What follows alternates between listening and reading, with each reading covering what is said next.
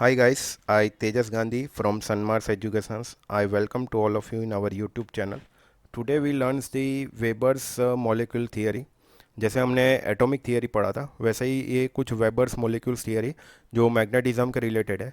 तो इस थियरी में आज पढ़ेंगे हम कि वेबर्स मोलिक्यूल थियरी जो है हर मैग्नेट कैसे मैग्नेटाइज होता है और उसको मैग्नेटाइज करने के बाद वो मैग्नेटिक फील्ड कैसे जनरेट होती है, ये आज हम इस वेबर्स मॉलिक्यूल्स थियरी में पढ़ेंगे।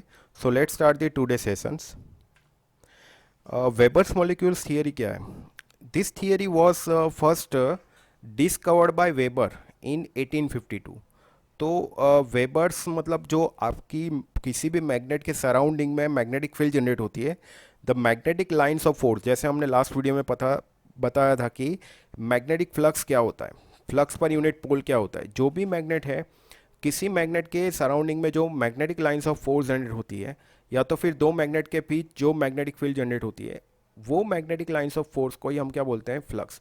और फ्लक्स का यूनिट होता है वेबर। तो ये जो थियरी, ये जो कंसेप्ट डिस्कवर किया है, मैग्नेटिक लाइंस ऑफ फोर्स जो दो मैग्नेट के बीच जनरेट होता है, वो किसने डिस्कवर किया है? वेबर्स ने, in 1852। And was later on further develop by Ewing's. मतलब यानी कि ये थियरी पहले वेबर्स थियरी, मतलब कि किसी भी मैग्नेट को मैग्नेटाइज कैसे करते हैं, मैग्नेटिक फील्ड कैसे जनरेट करते हैं, तो पहले ये डिस्कवर किया था वेबर्स ने। फिर उसके बाद साइंटिस्ट इविंग्स ने 1890 में इसके ऊपर कुछ रिसर्च किया था। So according to this theory, every molecules of magnetic substance behaves as a tiny magnet called a molecular magnet। जैसे हमने एटॉमिक थियरी पढ़ा था, हमारे सराउंडिंग में जो भी ऑब्जेक्ट्स है, जैसे सॉलिड, लिक्विड और गैसेस, हर ऑब्जेक्ट के अंदर कोई ना कोई पार्टिकल्स होते हैं। किसी में पार्टिकल इजीली मूव करते हैं, किसी में पार्टिकल्स मूव नहीं करते हैं। जैसे सॉलिड में पार्टिकल्स मूव नहीं करते हैं, जैसे गैसेस में इजीली मूव करते हैं। वैसे ही हर मैग्नेट के अंदर छोटे छोटे पार्टिकल्स होते हैं। वो पार्टिकल्स अपने खुद के रैंडम फैशंस के अंदर वो हर मैग्नेट के अंदर होते हैं। तो उसी को हम क्या बोलते हैं? Molecular magnet. जैसे हमने पढ़ा था कि एटम्स के अंदर प्रोटॉन होते हैं, न्यूट्रॉन होते हैं, इलेक्ट्रॉन्स होते हैं। तो प्रोटॉन जैसे वो सेंट्रल ऑर्बिट में होते हैं, इलेक्ट्रॉन उसके सराउंडिंग में फ्रीली मूव करते हैं। जब आप किसी इलेक्ट्रॉन को एक्सटर्नल एनर्जी देते हो तभी वो अपनी ऑर्बिट में से बाहर निकलता है और सर्किट में करंट फ्लो होता है। वैसा ही कुछ इसके अंदर भी है। तो जैसे आप देख सकते हो यहाँ पे, जैसे मैंने बताया कि आपके इलेक्ट्रिक सर्किट, किसी भी मेटल या किसी भी कंडक्टर के अंदर एटम्स जो होते हैं, किसी भी ऑब्जेक्ट के अंदर एटम्स होते हैं, वैसे ही ये पर्टिकुलर एक मैग्नेट है। इस मैग्नेट के अंदर कुछ मॉलिक्यूल्स रैंडम फैशन में, जब आप उसका नेट फोर्स कैलकुलेट करोगे तो नेट फोर्स आपको क्या मिलेगा?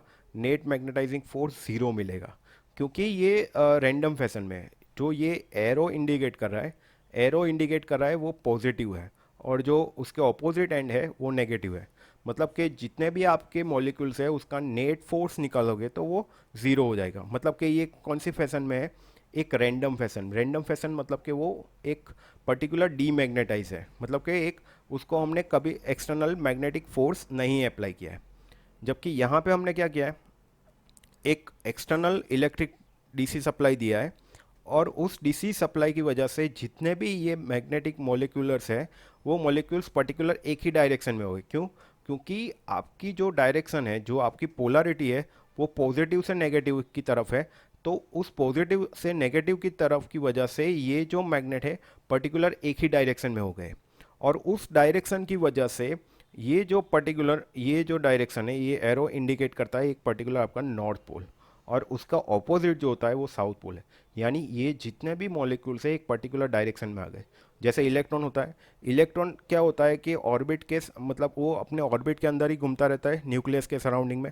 जब आप उसको हीट या इलेक्ट्रिक फील्ड दोगे तभी ही वो इलेक्ट्रॉन मूव करेगा और कंडक्टर में से करंट फ्लो होगा। वैसे ही इसके अंदर है, हमने जब उसको इलेक्ट्रिक फील्ड या तो बैटरी में से सप्लाई दिया तो ये सारे मैग्नेट एक पर्टिकुलर डायरेक्शन में आ गए। उस वजह से आपकी जो मैग्नेट है वो पूरा मैग्नेटाइज हो गया, मतलब कि पूरी उसके अंदर मैग्नेटिक फील्ड जनरेट हो गई है।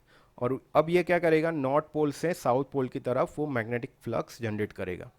जब और नेक्स्ट सी फिगर में जो है, जब आप उसको मैग्नेटिक फील्ड मतलब जो एक्सटर्नल सोर्स है वो डिसकनेक्ट करने के बाद उसकी जो फैशंस है, मतलब ये जो पर्टिकुलर कौन से डायरेक्शन में कनेक्टेड होते हैं, ये हमने इस फिगर सी में दिखाया है।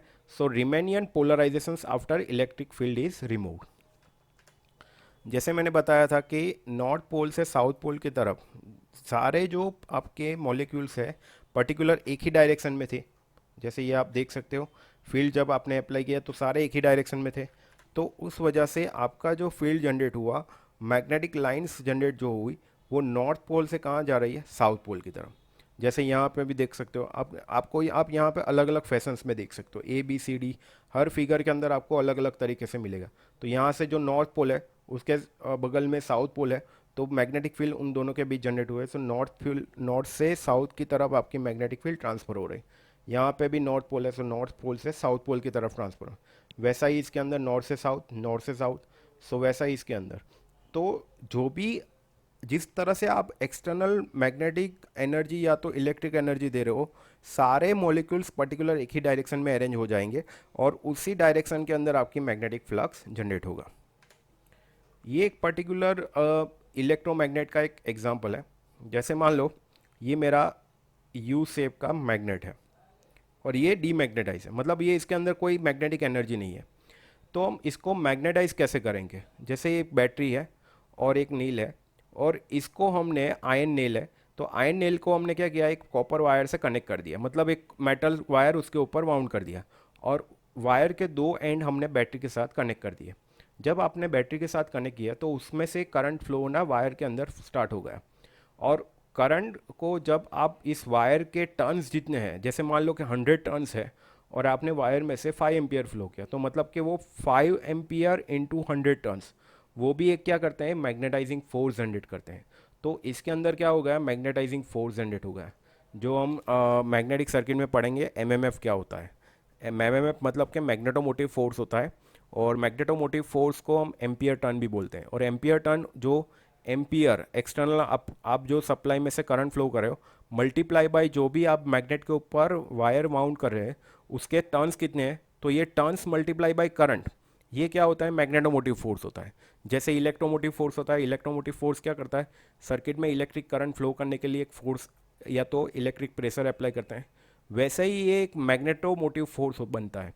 और यही मैग्नेटोमोटिव फोर्स क्या कर रहा है, एक मैग्नेटिक फील्ड जनरेट कर रहा है, किसके अंदर, आयरन नेल के अंदर। जब आयरन नेल के अंदर कंप्लीटली मैग्नेटाइज मतलब मैग्नेटिक फील्ड जनरेट हो जाएगी, तब ये आयरन नेल एक खुद की मैग्नेटिक फील्ड किसको ट्रांसफ़र करेगा, ये यू शेप जो मैग्नेट है उसके अंदर ट्रांसफ़र करेगा। मतलब कि इसके अंदर जो मॉलिक्यूल्स किसी भी रैंडम अरेंजमेंट है, वो अरेंजमेंट इसके हिसाब से अरेंज हो जाएगा, मतलब इसकी फील्ड इसके अंदर ट्रांसफ़र होगी, और जब इसकी फील्ड इसके अंदर ट्रांसफ़र होगी तो ये मैग्नेट भी क्या हो जाएगा, मैग्नेटाइज हो जाएगा। तो इस तरह से आप किसी भी मैग्नेट को एक्सटर्नल सोर्स किसी और मैग्नेट से मैग्नेटाइज कर सकते हो, या किसी एक्सटर्नल इलेक्ट्रिक फील्ड अप्लाई कर से इलेक्ट्रिक वोल्टेज अप्लाई करके भी आप उस मैग्नेट को मैग्नेटाइज कर सकते हो। ज़रूरी नहीं है कि आप आयरन नेल को सप्लाई दिया फिर इसकी मैग्नेटिक फील्ड इसके अंदर ट्रांसफ़र की, आप इसके ऊपर भी कॉइल लगा सकते हो। जो यू शेप का मैग्नेट है उसके ऊपर भी कॉइल लगाओ, उसको वोल्टेज अप्लाई कर दो, और फिर उसके अंदर भी खुद के मैग्नेट के अंदर भी फील्ड जनरेट हो जाएगी। So I think all of you understood this Weber and Ewing's molecule theory. Thank you for watching my video. Subscribe the channel. Next time we will discuss the what do you mean by Curie temperature and Curie point. Thank you.